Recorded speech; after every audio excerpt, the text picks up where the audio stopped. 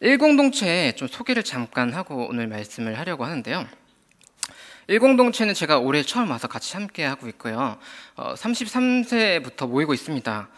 예배 끝나고 저기 은나노 성가대 이제 모이는 곳에서 저희가 모임을 갖고 있는데, 올해 처음 이제 33세 오시는 분들을 저희가 받고 있는데, 아직 2호 공동체에 33세가 넘는데도 계시는 분들이 덜어 있다는 소문을 살짝 들었어요. 이제 설마 하는데 내년에 그렇게 오시면 제가 바로 뭐 임원을 시키던가 리더를 시키던가 이제 거룩한 복수를 할 생각입니다. 네.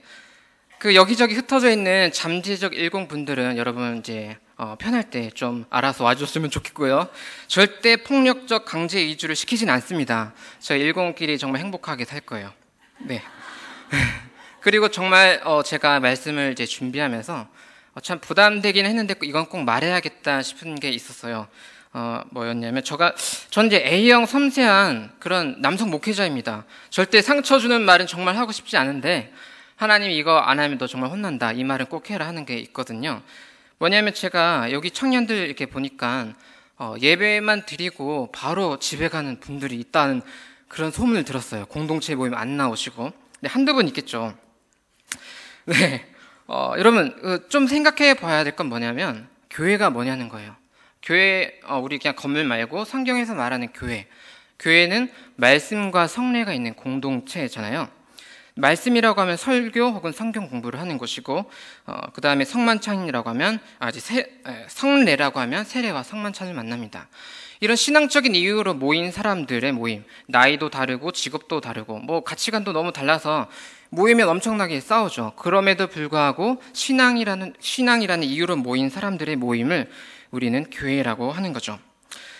찬양하고 이렇게 설교만 듣고 집에 바로 가면, 바로 빠이빠이 하시면 이게 어떤 현상이냐면, 제가 예를 들어서 저 이제 축구를 좋아하니까 축구로 치면 이런 거죠. 축구 유니폼을 그리고 축구화도 사고, 그리고 친구들 다 모아서 운동장 예약하고, 다 모여서 이제 인사하고 호루라기 딱 불었는데, 나 이제 집에 가야 된다고. 다 집으로 흩어지는, 요런 뭔가 이제 난감한 상황이 되는 거예요. 마치 그런 것과 같습니다. 저는 이제 4년째 나름 열심히 성경 공부하고 있거든요. 그런데 그런 신앙은 성경에 없어요. 참 유감스럽지만 세상에 어떤 목회자도 그렇게 신앙생활 하라고 하는 분은 없을 거고, 어떤 경건서적도 그렇게 신앙생활 해도 된다는 이야기가 없을 거예요. 조금 직접적으로 얘기하면 약간 출처가 없는 신앙이 됩니다. 여러분, 예배 시작할 때 우리 사도신경으로 이렇게 마지막에 이런 고백을 하잖아요. 우리는 거룩한 공교회, 성도의 교제를 믿습니다 라고 여러분 아마 입술로 고백하실 거예요. 그렇게 입술로 고백하고 나서 그것을 실천하지 않고 돌아가면 약간 이제 너무 사도신경을 신경 쓰지 않는 약간 그런 것 같아요. 그래서 처음에 정말 죄송한데 이제 두 번 다시 이야기는 안 할 거고요. 저는 열심히 인사만 할 겁니다. 그럼에도 불구하고 여러분 꼭 한 달 혹은 두 달, 적어도 올해 안에는 결단하셔서 공동체 모임에 나와 주셨으면 좋겠습니다. 네, 제가 원래 처음 왔는데요. 네, 제가 이렇게 동순교회 청년부 사역도 처음이거든요. 오니까 청년들이 이렇게 물어보더라고요. 전도사님, 왜 목사님 되려고 하세요? 그래서 제가 조금 이제 처음 보는 청년들에게는 하나님이 불러서 왔어, 이렇게 얘기하고요. 조금 많이 친해지면 사실은 내 친구 엄마가 시켜서 왔어, 이렇게 얘기합니다. 이게 사정이 조금 길었는데, 오늘은 특별히 제가 제 신앙 경험을 여러분과 나누고 싶습니다. 그리고 제 신앙 경험을 통해서 오늘 읽은 마리아의 노래가 저에게 어떻게 들렸는지를 좀 나누고 싶습니다. 물론 저랑 죽을 때까지 절대 친해지지 않을 사람들도 좀 많이 있는 줄 아는데, 우리는 신앙이라는 눈으로 보면 어떻게든 살아서는 못 친해져도 죽어도 부활한 이 다음 세계에서는 반드시 하나님 명령으로 친해져야 돼. 그죠? 서로 사랑해야 되니까. 뭐 싫음 말고 어쨌든 그런데 그게 우리 신앙 안에서 그게 운명이란 말이죠. 그래서 그런 의미에서 저도 내 이야기를 할까 말까 고민을 하다가 그래서 좀 나누는 게 좋겠다 싶어서 나누기로 했습니다. 저는 5살 때 자취를 시작했어요. 자발적 자취가 아니라 약간 이제 타발적 자취죠. 부모님께서 약간 이제 재정적 문제가 생겨서 그렇게 됐습니다. 정확한 의미 이제 자취는 아니고 친척 댁에 이제 얹혀 살았어요. 그때 어머니는 바로 일본으로 가셨고 아버지는 어디 계신지 모릅니다. 저도. 다만 그 아버지가 이제 고등학교 선생님이셨습니다. 그래서 중고등학교 때 나름의 혜택을 많이 받았어요. 제 뭐 교감 선생님이 제 아버지 친구고, 선생님들이 제 아버지 제자고, 막 그러니까 약간 선생님들에게 무차별적 사랑을 받았죠. 전 뭐 생각 없는데. 그러다 보니까 이제 공부도 좀 흥미가 생겼고 학교 생활은 재밌게 했어요. 사실 제 몸이 힘들게 살거나 그런 건 아닌데, 부모님과 어릴 때부터 헤어져 살다 보니까, 그리고 제가 부모님과 함께 살지 못한 이유가 돈 문제라는 걸 제가 어렸을 때부터 고민을 하다 보니까 좀 근본적인 질문을 조금 어렸을 때부터 하게 되었던 것 같아요. 선생님들은 야, 동환아, 너 공부 좀만 더 열심히 해서 돈 많이 벌어야 된다, 이런 얘기를 저한테 항상 하시는데, 저는 그 이야기가 엄청 안 와닿는 거예요. 제 부모님이 그것 때문에 헤어졌다는 거 아니까. 그래서 이런 질문들을 많이 했어요. 죽으면 어떻게 되지? 이런 거 있잖아요. 사람은 왜 살아야 돼? 보이는 것 말고 뭐 보이지 않는 뭔가가 있는 건가? 이런 정말 돈 못 버는 그런 질문들 있죠. 쓸데기 없는 우리 약간 그런 질문들에 어릴 때부터 정말 관심이 많았습니다. 그래서 어떻게 됐냐면 중학생 때부터 나름의 독학으로 이제 종교 연구를 시작했어요. 네, 온갖 종교 서적들을 보고 이제 읽고 공부하고 실천해 보는 게 저의 전부였습니다. 약간 이제 기수련, 마인드 컨트롤, 명상, 도교, 불교 막 이런 것들. 제가 중학생 때는 약간 장풍도 쓰고 그랬는데, 그 젊었을 때 이제 친구들 이제 넘어뜨리지 못하고 약간 이 바람 약간 이게 부는 그 정도 있잖아요. 뭔가 있나 보다. 약간 그 정도의 레벨은 했었어요, 제가. 네, 그리고 제가 읽었던 책 중에 정말 이상한, 정말 지금 생각해도 내가 왜 그랬지 하는 책이 있는데, 예를 들면 이런 거야. 물을 마시지 말아야 된다는 거야. 고체 음식에 있는 수분 섭취만 해야 깨달음을 얻을 수 있다, 뭐 그런 책이었어요. 아니, 너무 신기하고 그럴듯한 거예요. 그래서 한 달 동안 물을 안 마시고 몸만 상하고, 제가 해보고 이거 아니구나 이렇게 했습니다. 별별 걸 다 하다가요, 이제 고등학교 때는 불교에 좀 빠졌어요. 그래서 다들 이제 고3 때 수능 준비할 때 저는 이제 양자역학과 불교 막 이런 책들 보고, 그러자 스승의 날 때 여러분들도 제일 좋아하는 선생님한테 가서 선물 주잖아요. 저는 이제 교무실에 가서 모든 선생님 있는데 제일 제가 존경하고 좋아하는 선생님한테 가서 딱 책 선물을 하는 거예요. 제목이 이제 석가의 깨달음 막 이런 거, 선생님이 읽으셔야 된다고 막 교무실 난리 났죠. 그렇게 해서 제가 워낙 그렇게 살다 보니까 전 이제 대학교 2학년 때부터 이제 교회를 열심히 다녔어요. 제가 교회를 다닌다는 소문을 듣고 고등학교 친구들이 엄청 놀랐습니다. 그리고 교회에 문 앞까지 애들이 온 거예요. 네가 진짜로 교회를 다니냐? 직접 확인하고, 절대 그 문을 넘진 않아. 제발 들어와라. 넘진 않고 저만 확인하고 그냥 돌아가더라고요. 네, 지금 생각해도 참 신기하긴 한데, 저 대학교는 교대를 갔어요. 초딩쌤, 초등학교 선생님. 그게 제 뜻은 아니고 그냥 고등학교 선생님들이 그때는 이제 교사가 대세라고, 동환아 너 가난하니까 어차피 학비도 못 내고 너 차비도 없지, 그냥 제주도 거기서 제주교대 그냥 가라. 그게 100% 임용되는 거니까 선생님 하면 되는 거야. 그게 최고야. 그렇게 해서 그렇군요 해서 선생님들 가라는 대로 갔는데, 뭐 학교에서는 잘 왔다고, 수석했다고, 이게 수표도 2장 주고, 약간 젊었을 때는 참 네, 그런데 뭐냐면 입시가 뭐 어떻게 돌아가는지도 몰랐어요. 왜냐하면 제 주 관심이 종교였거든요. 그러니까 뭐 학교가 어떻게 돌아가는 거 관심은 없는데 그냥 가라는 대로 이렇게 교대를 들어갔습니다. 그 선생님들께 정말 순종적인 학생이었죠. 근데 제가 고향이 제주 아일랜드예요. 제주도. 네, 아주 멀리 있는. 거기는요, 제가 지금 생각했을 때 정말 제가 중고등학교 다닐 때 교회 다니는 사람이 정말 없었어요. 딱 고등학교 친구 중에 딱 한 명, 제 주변에 딱 한 명이가 교회 다니는 애가 한 명 있었는데 목사님 아들이었고, 저는 그 애를 내가 믿는 종교로 걔를 개종시키려고 엄청 노력했었습니다. 그 친구는 저의 공격을 잘 견뎌내서 이제 꿋꿋하게 잘 견뎌내서 대학을 아예 신학교로 가게 되었고요. 얼마 전, 한 달 전쯤에 제가 우리 교회 데리고 왔어요. 그리고 일공동체 제 친구 목사라고 이렇게 소개를 했었는데, 유학 준비하는 친구거든요. 목사, 네, 이제 교수 되려고 오기도 했었습니다. 근데 저는 대학교를 가고 오니까 깜짝 놀랐어요. 중고등학교 때는 정말 기독교인 없었는데 대학 교수님 중에 기독교인이 꽤 많은 거예요. 제가 볼 때 꽤 공부 좀 한다는 분들 같고, 내가 볼 때 정상적인 분들 같은데 어떻게 저런 걸 믿을 수 있지? 라는 그런 퀘션 마크를 처음 대학 가서 받았습니다. 그리고 그때 10년 전쯤에, 지금은 모르겠어요, 교대가 나름 인기가 많았어요. 그래서 제주교대긴 한데 제주도 학생이 별로 없고 다 이제 윗동네에서, 전국에서 막 몰려왔어요. 저희는 제주도 말고 그 윗동네 사람들을 육지 사람들이라고, 육지 것들이라고 그런 존칭어를 이렇게 막 썼습니다. 그래서 그 육지에서 내려오신 크리스찬 친구들을 이제 대학 가서야 이게 저도 만나보게 되는 거예요. 저는 이제 IBF 친구들, 제 친한 이제 교대 친구들 중에 IBF 친구들이 몇 명 있어서 이제 기독교를 접하게 됐습니다. 대학교 1학년 동안 절대 예배 안 가고 수련회 안 가고 이제 소그룹도 뭐 별로 안 가고 이제 놀러 갈 때만 열심히 이제 껴다니는 그런 나쁜 생활을 막 했죠. 1년 정도. 근데 어느 날 교회에서 잠깐만 모였다가 어디 멀리 놀러 간다고 하더라고요. 저는 정말 그 교회 들어가는 것도 꺼림칙해서 정말 안 가고 싶었는데 그 교회가 너무 집이랑 가까웠어요. 그래서 어쩔 수 없어. 알았다. 그럼 내가 교회로 들어가겠다 해서 교회에 잠깐 모여서 조금만 있다가 바로 어디 놀러 갔습니다. 그 신학교를 간 친구가 있잖아요. 그 이제 고등학교 때 원래 크리스찬이었던 친구한테 채팅으로 연락을 했어요. 야, 누구야? 내가 교회라는 데 내가 태어나 처음 들어가 봤다. 장난 아니지? 이렇게 막 채팅을 이렇게 했는데 그 친구가 어디에 있는 무슨 교회냐? 이렇게 물어보는 거야. 내가 어디에 있는 무슨 교회야? 라고 했더니 그 친구가 헐, 그 교회 담임 목사님이 내 아빠야. 라고 이렇게 된 거예요. 네. 그런 좀 됐습니다. 그걸 계기로 좀 열심히 알아봐야겠다 했는데 어느 날은 서점에서 이제 약간 혹시 여러분 아실지 모르겠는데 라일리아 무브먼트라는 약간 사이비 책을 하나 봤어요. 옛날에 외계인들이 왔다가 갔는데 옛날 사람들이 그 몰라갖고 그냥 그걸 이제 신앙으로 적은 게 성경이다. 뭐 그런 재밌는 책이었어요. 한 권 봤는데 너무 재밌어서 막 10권 주문하고 테이프 주문하고 막 이렇게 성경을 모르니까 너무 재밌는 거야. 그래서 도대체 목사는 이걸 보고 뭐라고 말할까 궁금했어요. 그래서 제 친구한테 전화했죠. 야, 너 내 아빠 목사라고 했잖아. 연락처 좀 줘봐라. 내가 만나봐야겠다.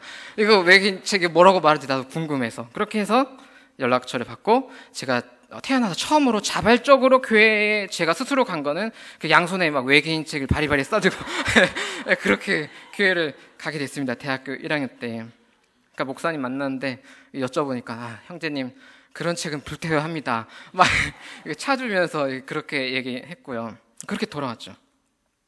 제가 어떻게 해서 나는 그리스도교인이 되어야겠다라는 결정을 하게 되었는지 좀 말씀드리고 싶은데요. 뭐 이것도 사실 얘기를 할까 말까 좀 고민을 했어요. 근데 이 얘기를 안 하면 뒷이야기 진도가 안 나갈 것 같아서 어쩔 수 없이 하는데 끝까지 잠깐 듣고 가야 돼요. 중간에 집에 가면 이거 진짜 안 됩니다. 지금부터는. 네. 대학교 1학년 기말고사 끝난 어느 날 밤이었습니다. 집에 가다가 제가 깜빡 졸아가지고 이제 못 내리고 몇 정거장 지나갔어요. 정신 차려서 내렸는데 차비도 없고 어이상실 그냥 걸어가겠다 이렇게 터벅터벅 걸어가다가 어느 좀 큰 서점을 또 몰랐던 서점을 또 발견했어요. 저희 본능적으로 어릴 때부터 들어가면 종교 서적을 막 훑고 책을 사는 게 제 약간 본능적 습관이라서 보다가 재밌는 책을 하나를 봤어요. 뭐 어떤 책이냐면 어떤 소년이 이런 내용이었어요. 실어증이라고 말을 못하는 소년이에요. 그러니까 뭐 언어를 기억 못하는 거지 무슨 그런 병이 있나 봐요. 그 어린애인데 그날 예배가 시작되기 전인지 끝난지는 잘 기억을 못하겠어요. 근데 어쨌든 그 예배 전후로 이 소년에게 어떤 일이 있었냐면 하나님의 음성이 들리는 거야. 야, 너 앞에 나가서 사람들 앞에 간증을 해라. 이런 거죠. 그 소년은 내가 말을 못하는데 왜 이런 감동이 나한테 올까 이상하다 하다가 그냥 앞에 나가서 섰대요. 그랬더니 자기 입술이 풀리면서 자기가 말을 하게 된 거예요.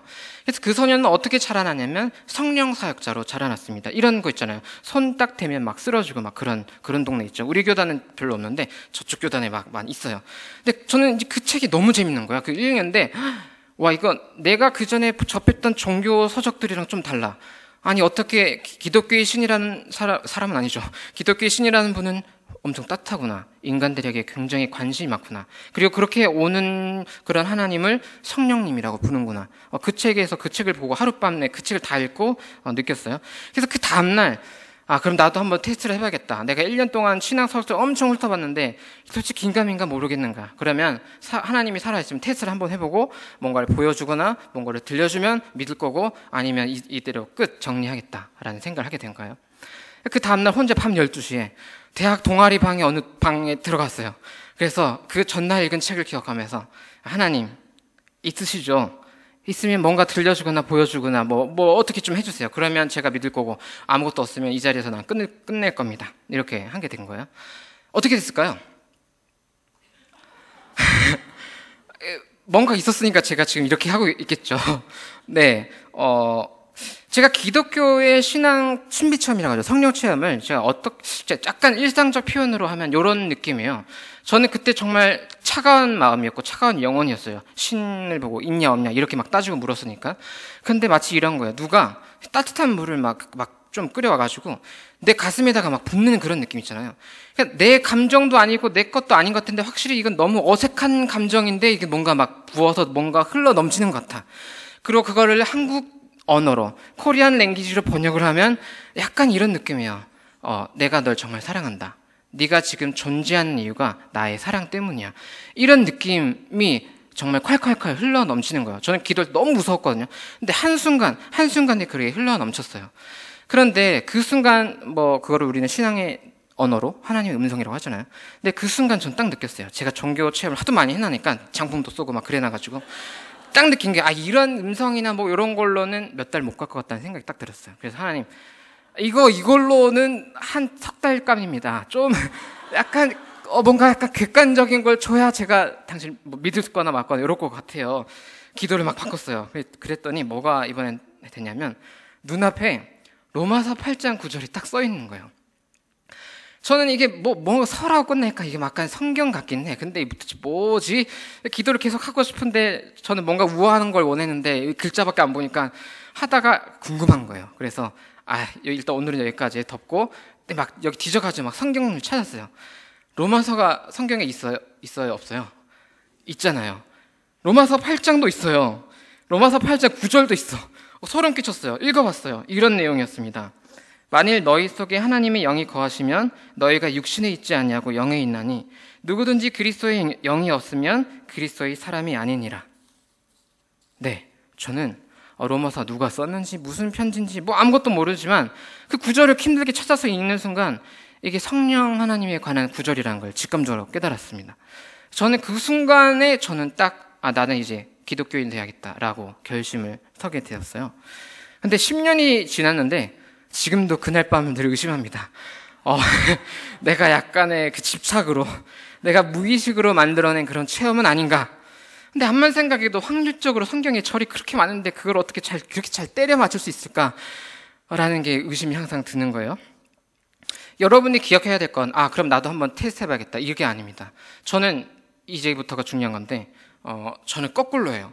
저는 여러분들이 그런 이걸 뭐라고 하면 직접 계시 혹은 직통 계시라고 하는 거 이런 거 반대예요. 별로 안 했으면 좋겠어요. 왜 그러냐면 제가 2일 후에 사실 긍정적인 것도 좀 있는데 제가 2일 후에 이제 갑자기 하루아침에 바뀌어서 IBF 리더하고 IBF 대표하고 그 대학교의 기독연합 회장하고 청년부 회장하고 막 열심히 살았습니다.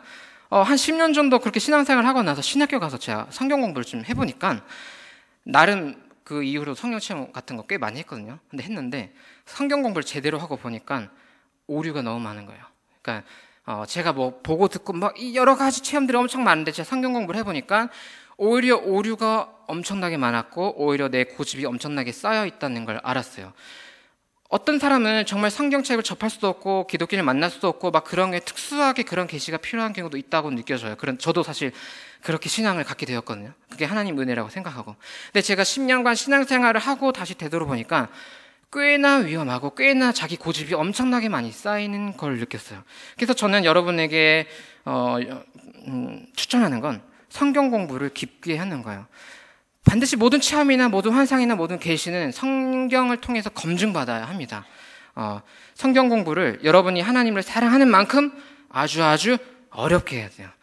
저는 여기 몇 분은 저랑 성경 공부 해봐서 알겠지만 아주 어렵게 가르칩니다. 그래야 여러분이 어떠한 특별한 체험을 했을 때 그것을 분별할 수 있거든요. 자, 이게 오늘 주제는 아니라서 요 정도만 하고 혹시 이런 거에 질문이 더 있으면 개인적으로 연락 주시면 저도 더 많아요. 체험을 많기 때문에 나눴으면 좋겠습니다. 그래서 저는 그렇게 해서 그 외계인 책 들고 간 그 친구 아빠 있는 교회를 다니게 됐어요. 1년 정도 열심히 하고 있는데 이번에는 그 친구 엄마가 저한테 오늘 와서 이런 얘기를 하는 거야. 동환 형제 신학교 준비하라고.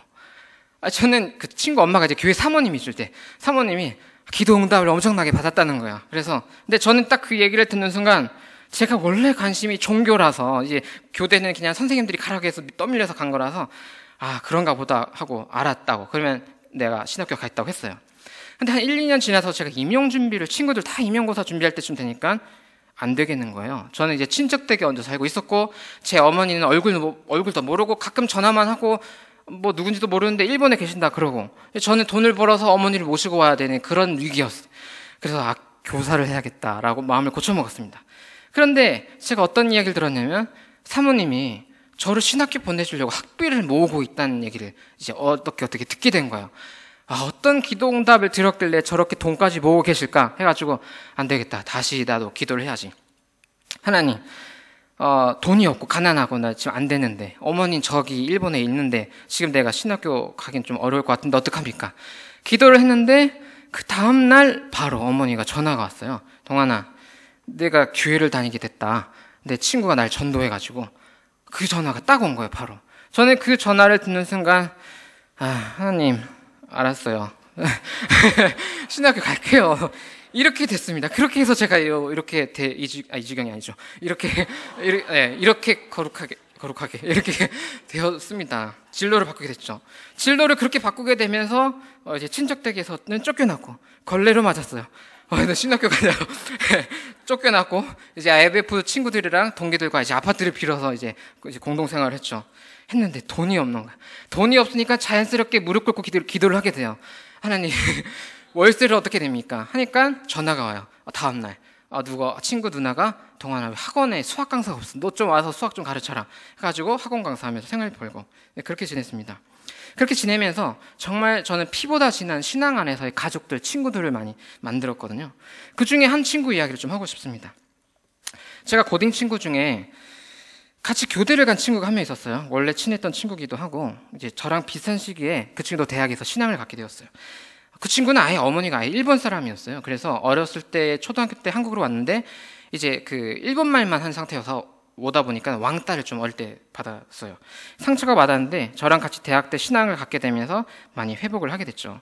이 친구는 신앙생활 할 때, 제주도에서 신앙생활 한다는 거 꽤 쉽지가 않아요. 한 2년, 3년을 집에 거짓말을 하면서 예배를 갔어요. 나 친구 만나러 간다, 시험 준비하러 간다, 이런 식으로 집에서 하도 못 가게 하니까. 저는 그래 거짓말까지는 아니었죠. 어차피 집에서 쫓겨났으니까. 네. 그래서 함께 IMF 공동체 만들고 교회 청년부 이끌었어요. 저랑 인생에서 가장 오랜 시간을 보낸 친구고 가장 많은 대화를 나눈 친구죠. 그 친구는 치사하게 혼자 행복하게 교사가 됐고 1, 2년 동안 교사를 하고 군대를 갔는데 첫 휴가 나오기 전에 그 친구 동생이 연락이 왔습니다. 그 친구가 이제 죽었다고. 죽은 전날에도 통화하고 막 그랬었는데요. 저는 신학교 시험 보기 전날, 제가 원래 비행기 예약해서 아직 신학교 가야지 하고 신학교 시험을 보는데 그 바로 전날이 그 친구의 장례식 날이 됐어요. 제가 신학교 시험 문제 푸는 그 순간에는 그 친구가 이제 화장이 되는, 불에 타서 완전히 없어지는 그 시간이었고요. 정말 제가 지금까지 본 시험 중에 가장 힘들었어요. 그리고 제가 그 친구의 해부된 사진들을 보는 것도 너무 고통스러웠습니다. 죽은 이유를 모른다는 건 너무 황당한 고통이었고요. 그래서 저는 이제 제주도를 급하게 떠났어요. 왜냐하면 교회를 가나 이제 학교를 가나 그 친구가 이제 떠오르기 때문에 어쩔 수 없이 급하게 제주를 떠났고, 시험도 떨어졌고, 몇 달 동안 잠도 잘 못 잤고 꽤 고생을 했죠. 저도 그때 서울 와서 안 되겠다 싶어서 어느 청년부를 등록을 했어요. 그래서 새신자 교육을 받고 앞에 섰는데 청년들이 막 축복성을 막 불러주잖아요. 보는데 청년들이 이렇게 모여있는 모습을 보니까 제 친구가 생각나는 거예요. 그래서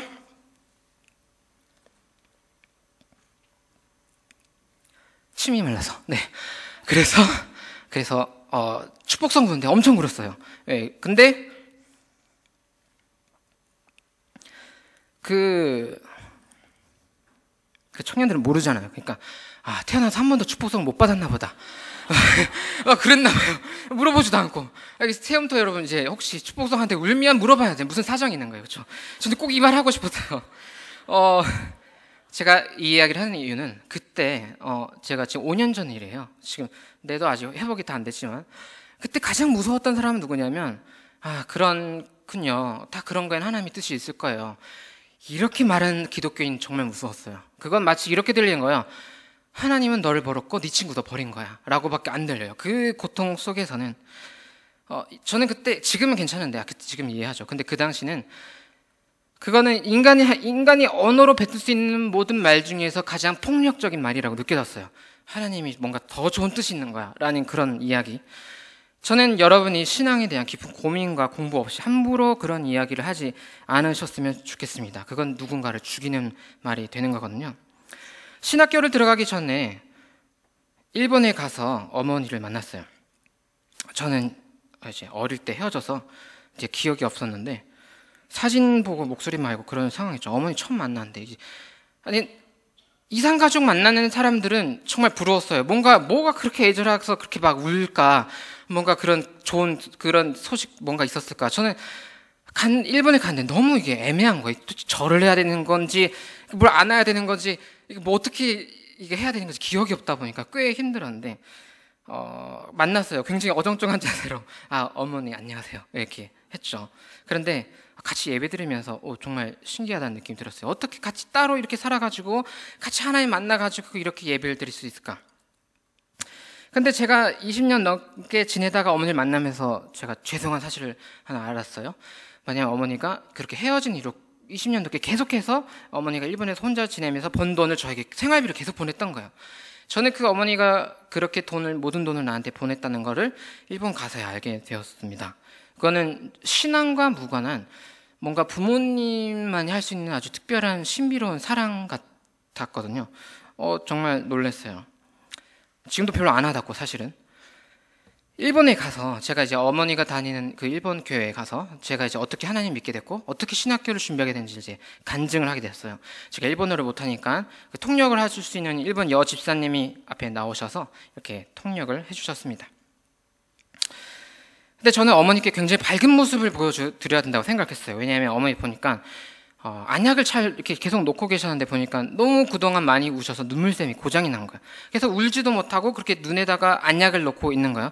근데 그걸 보고 저는 어쨌든 2년에 한 번 정도 어쨌든 자주 못 만나기 때문에 굉장히 밝은 모습으로 아들 건강하게 잘 살아있다 이거를 보여줘야 된다는 의무감을 갖게 됐어요. 그래서 아주 기쁘게 특송도 하고 막 열심히 제 간증을 했는데 통역하는 여 집사님이 자꾸 우는 거예요.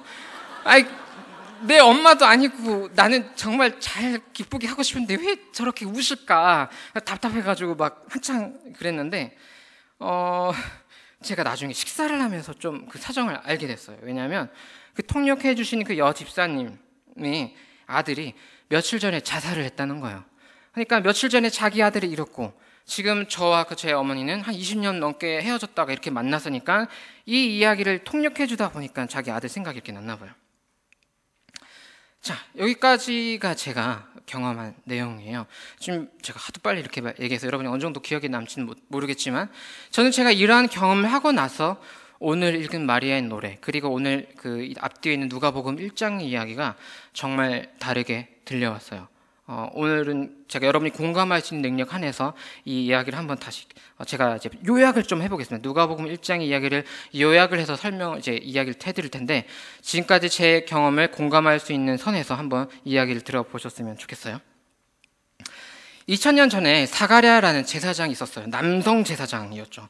그 아내의 이름은 엘리사벳, 그분은 여성이었습니다. 하나님 앞에서 그 둘은 이제 부부니까 열심히 살려고 했는데 문제가 하나 있었어요. 이게 뭐냐면 이 두 분이 특히 엘리사벳 여인이 애를 못 갖는 거예요. 그 2000년 전에는 애를 못 가지면 그게 이혼 사회였어요. 남자가 합법적으로 이혼할 수 있었어요. 그리고 그렇게 이혼당한 여인은 그 사회 공동체에서 어울리지 못하게 되는 아주 생각보다 리스크가 큰 일이었죠. 남편 사가랴가 어느 날 자기 순번이 되어서 예루살렘에 있는 성전에 일하러 갔습니다. 근데 돌아온 남편이 갑자기 벙어리가 된 거예요. 이 아내가 진짜 정말 어이가 없어서 남편이 뭐 손짓발짓 막 하는데 정말 어이가 없었는데 직감적으로 약간의 뭔가 성령 체험을 했다는 걸 알았어요. 근데 이제 더 놀라운 일이 생겼는데 뭐냐면 이 엘리사벳이 나이가 들어 사실 이제 임신을 못하고 포기한 상태였는데 이 엘리사벳이 아이를 갖게 된 거예요. 그리고 너무 기쁘기도 했는데 너무 무서웠나 봐요. 성경에 누가복음 1장에 보면 5달 동안 숨어 지냈다고 나와 있습니다. 그리고 6달이 되던 터에 어떤 한 친척 여인이 자기를 찾아와요. 그 만난 친척 여인을 보니까 직감적으로 알았어요. 이 여인에게도 뭔가 특별한 일이 생겼고 아주 특별한 이유로 애를 가졌구나. 왜냐하면 자기 안에 있는 이 아이가 뭔가 반응을 하는 걸 보고 그렇게 알았나 봐요. 그 친척 여인 이름은 뭘까요? 마리아입니다. 이번엔 반대죠. 그 마리아는 결혼도 하기 전에 애를 가져버렸어요. 너무 일찍. 그리고 이게 남편이 알거나 다른 사람들이 알게 되면 이게 어떤 위험이 있냐면 불륜으로 보는 거죠. 자기는 성령으로 천사도 만났고 성령으로 잉태돼서 다 아이를 가진 건 알지만 그걸 누가 믿겠어요. 그러니까 그것을 알게 되는 순간 자기는 불륜한 거고 돌에 맞아 죽는 그런 위험에 처해 있는 거예요. 이 두 여인이 특별한 이유로 하나님의 이유로 임신을 한 두 여인이 만났습니다. 얼마나 서로 위안이 됐을까요? 이 둘만 서로 이해할 수 있는 그런 거였겠죠. 마리아는 성경에 보면 석 달 동안 엘리사벳과 같이 지내다가 막 잡담도 하고 이렇게 알콩달콩 지내다가 돌아갔다고 기록되어 있어요. 아마 그 두 여인이 설레는 마음으로 이런 얘기를 했을 것 같아요. 이 땅에서 가장 별 볼 일 없는 우리 같은 여인들을 통해서 하나님께서 어떤 특별한 일을 하시려나 봐요. 도대체 우리 아이들을 통해서 하나님은 어떤 일을 하게 되실까요? 2000년이 지나고 우리는 이 신약과 구약을 정경 기록으로 가지고 있습니다. 두 어머니의 아들이 어떤 삶을 살았는지 우리 알고 있죠. 첫 번째 엘리사벳의 아이 요한. 그는 구약에서 전해져 내려오는 예언자의 마지막, 그 전통에 있는 마지막 예언자였습니다.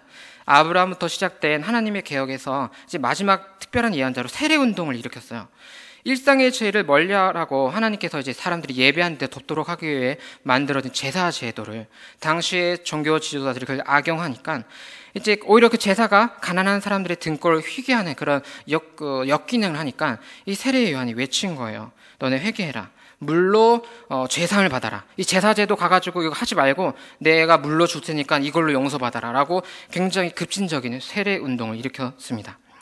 광야에서 들판에서 자, 좀 가진 사람들은 없는 사람들에게 나눠줘라. 힘 있는 사람들은 약한 사람 괴롭히지 말아라. 뭐 이런 예언들을 막 하고 다녔죠. 특별히 그 당시에 가장 높은 권력에 있던 사람이 헤롯 왕이었는데 그 지역에 헤롯 왕에게도 따끔하게 이 한마디 하죠. 헤롯 왕이시여, 당신이 당신의 동생 빌립의 아내랑 사는 것은 죄입니다. 이렇게 예언자들은 주로 권력의 가장 높은 층에 있는 사람들에게 한마디씩 이렇게 쏘아붙였는데요. 이 일로 인해서 세례 요한은 죽임을 당하게 되죠. 헤롯의 생일날 그의 딸이 막 이쁘게 춤을 춰요. 헤롯 왕이 아이고 내 새끼, 네가 말하는 거 뭐든지 다 들어줄게. 모든 신하들이 있는 앞에서 그 이야기를 합니다. 그랬더니 약간 정신이 이상한지 뭐 자존감이 나쁜 건지 그 엄마가 딸한테 이렇게 시키는 거예요. 야, 아빠한테 세례 요한의 목을 잘라서 쟁반에 달라고 해라. 그거 생일 선물로 달라고 해라. 이상한 정말 엄마예요. 내가 볼 때 성경에서 제일 이상한 엄마. 그 왕은 자존심 문제 때문에 내가 말을 했는데 이 모든 궁궐의 모든 사람 앞에서 내가 약속 지키, 이 나라 절반이라도 준다고 약속을 했기 때문에 꺼림직하긴 했는데 그 약속을 지켰죠. 그래서 우리 오늘 읽은 말씀 앞부분에 있는 그 엘리사벳, 오늘 아까 그 제사장 여인 엘리사벳의 아들 요한은 목이 잘려서 왕의 딸의 선물로 쟁반에 담겨지게 되었습니다. 성령으로 잉태되어서 마리아에게 길러진 예수님은 어떤 삶을 살았나요? 우리는 지금 보면 이렇게 합니다. 예수님 참 사람, 참 하나님, 죽었다 살아나시고 모든 악의 권세 무너뜨리고. 그런데 그 당시에 현재를 살아갔던 그 어머니 마리아는 어떤 기분이었을까요? 30년을 몫으로 살아가던 아들, 특별한 일을 할 건 알았겠죠. 근데 그 예수님의 공생의 사역을 시작할 때 얼마나 조마조마했을까요? 그 당시 종교 지도자들에게 예수님은 신성모독이라는 모함을 받고 여기저기 쫓겨다니면서 성경 공부를 한 거죠. 구약 성경 공부. 하나님 말씀을 전하는데 엄마가 이제 마리아가 너무 걱정이 돼서 찾아갔어요. 찾아갔는데 예수님은 이러는 거야. 누가 내 엄마냐? 누가 내 형제냐? 하나님 말씀을 듣고 실천한 사람이 내 어머니 아니냐? 내 형제 아니냐? 사람들에게 이런 얘기를 하는 거예요. 어머니는 그 말을 듣고 얼마나 걱정이 되었을까요? 결국 30년 동안 나무에 못을 박는 일은 하던 아들은 나무에 손과 발이 못 박힌 채 벌거벗겨져서 매달렸습니다. 예수님은 인간 역사에서 가장 처참하고 부끄러운 죽임을 당하게 되죠. 그 십자가에 달린 와중에도 예수님은 자신의 제자들에게 이제 내 어머니가 너희들의 어머니라고 어머니를 걱정합니다. 오늘 우리가 읽은 본문 말씀은요, 아들의 죽음은 아직도 상상도 못했을 어리고 어린 마리아의 찬양입니다. 지금 나이로 따지면 중고등학생쯤 됐을 나이예요. 그 당시 결혼했을 여자의 나이가 가장 아주 어린 친구의 노래라고 할 수도 있어요. 이 마리아의 노래라는 건 magnifica트라고 불려지는데 라틴어 성경 번역에서 이 본문의 첫 번째 글자를 딴 거래요. 저도 라틴어 놓은 지 젊었을 때 잘했는데 놓은 지 오래돼서 발음이 세대마다 좀 달라서 정확하진 않아요. 혹시 검색했다가 다르다고 수도 있습니다. 이런 것 같아요. 여러분 영어 단어에서 magnificent라고 하면 약간 뭐라고 하지? 위대한, 주님 할 때 그 쓰는 단어가 아마 요거 같아요. 이 마리아의 노래가 라틴어로 magnificent라고 해서 불려졌는데요. 이게 어떻게 불려졌냐면 개신교, 캐톨릭 이런 그리스도교에 상관없이 신약에서 가장 이쁜 노래로 이렇게 알려졌어요. 그래서 중세 수도원에서는 이 노래가 저녁 기도 시간에 꼭 이 노래를 불렀다고 합니다. 오늘 우리가 읽은 이 마리아의 노래 본문 요약하면 이런 내용이죠. 하나님, 저 같은 여종을 내려다보시는군요. 높은 사람은 넘어뜨리고 낮은 사람들은 높으시고 배고픈 사람들은 먹이시는 하나님 찬양합니다. 이런 고백입니다. 예수님의 어머니 마리아의 노래는요, 하나님의 마음이 어디로 흘러가고 있는가가 나타나고 있습니다. 배고픈 사람, 비천한 사람, 겸손한 사람, 낮은 사람. 구약에서는 고아와 과부, 나그네로 묘사되고요. 신약에서는 귀신 들린 사람, 창녀, 세리, 나병 환자로 묘사되는 그런 사람들이에요. 저는 이 마리아의 노래가, 제가 가진 이 신앙 경험을 가지고 이 마리아의 노래를 읽었을 때 엄청나게 이 노래가 애절하게 들렸어요. 얼마나 애절했냐면 2000년 동안 수많은 선교자들이 생겨나면서도 그 수많은 죽음에도 불구하고 하나님은 그런 연약한 사람, 그런 죽어가는 사람들에게 가장 관심이 많은 그런 뜨거운 하나님이다 라는 고백이 훼손되지 않을 만큼 애절하게 이 노래가 들립니다. 제가 일본에서 제 이야기를 통역해준 여 집사님이 아들이 자살했다는 이야기를 딱 식사 중에 들었을 때 가장 먼저 떠오른 생각은 그거였어요. 이 집사님, 이 어머니는 평생 불행할 것 같다.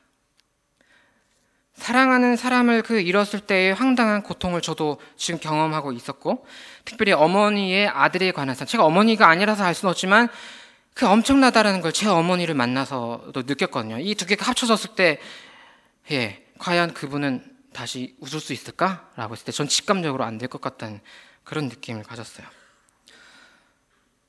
세례 요한의 참수형을 읽었을 때 저는 누가복음 1장에 나왔던 엄마 엘리사벳의 고통이 눈에 보였습니다.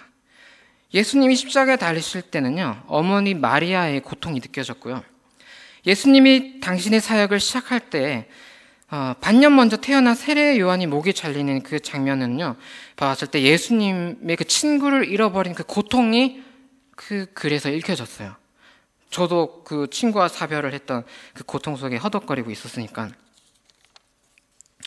하지만 저는 결국 마리아는 오늘 본문의 고백을 다시 해냈으리라 믿습니다.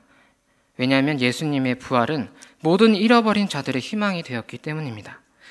엘리사벳 또한 완전한 회복은 아니었겠지만, 아들을 세례 요한을 잃은 슬픔은 여전했겠지만, 그래도 하나님의 선하심과 뜨거운 사랑의 마음을 의심하지는 않았을 것으로 믿습니다. 예수님의 부활을 보고 나서 그것을 알았겠죠. 제가 그것을 어떻게 확신할 수 있냐면, 이 이야기가 누가복음이라는 성경의 첫 페이지에 기록되어 있기 때문입니다. 성경이 성령님의 영감으로 기록되었음을 믿는 우리 신앙인들은 신앙이라는 이름으로 그것을 믿을 수 있습니다. 세상의 고통은 깊고 무겁지만 하나님의 사랑은 더 깊고 무겁다는 것을 말이죠. 앞으로 우리가 살아갈 때 어떤 어려움들에 직면하게 될지 모르겠지만, 그래도 우리 입술에서는 마리아의 노래가 그치지 않았으면 좋겠습니다. 저기 달려있는 십자가 있잖아요. 저 십자가에 담긴 하나님의 마음이 가장 구체적으로 묘사된 내용이 바로 오늘 마리아의 노래에 담겨 있다고 생각합니다. 깊고 무거운 하나님의 사랑은 너무너무 크고 무거워서 세상의 가장 낮은 곳으로 흘러내려간다. 깨지고 깨져서 낮은 곳에서 울고 있는 모든 이들에게 하나님은 자기 모든 걸 던져서 내려간다. 가장 세상의 모든 슬퍼하는 모든 피조물보다 나는 더 깊이 내려갈 거고 더 깊은 고통을 감내하겠다. 십자가는 그렇게 애절하고 마리아의 노래도 그렇게 애절합니다. 그 애절함 안에서 여러분의 신앙도 자라났으면 좋겠습니다. 제가 기도하겠습니다. 하나님, 마리아의 고백이 우리의 고백이 되길 원합니다. 우리의 영혼이 낮아질 때 하나님이 높아지심을 고백합니다. 하나님의 뜨거운 사랑은 낮은 곳으로 흐름을 고백합니다. 우리가 그 사랑에 휩싸여서 함께 낮아지길 원합니다. 하나님을 고백할 수 없을 만큼 고통스러운 이들에게 우리가 휩쓸려 가길 원합니다. 예수님의 이름으로 기도합니다. 아멘.